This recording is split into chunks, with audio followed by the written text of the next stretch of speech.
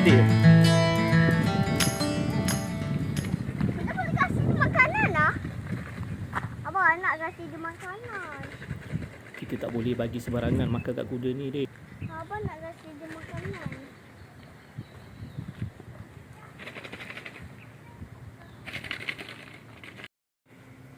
Bye-bye. Jom pergi sana.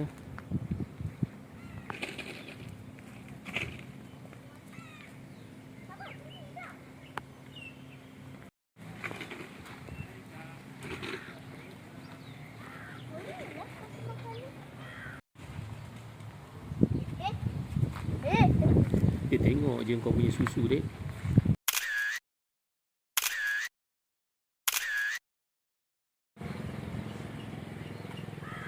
Ya, adik takut lah dia datang sini.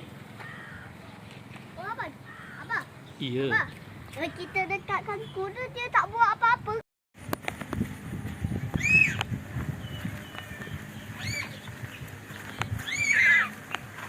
Jangan ajuk-ajuk kuda tu, Dek. Kan dia kejar nanti. Biar.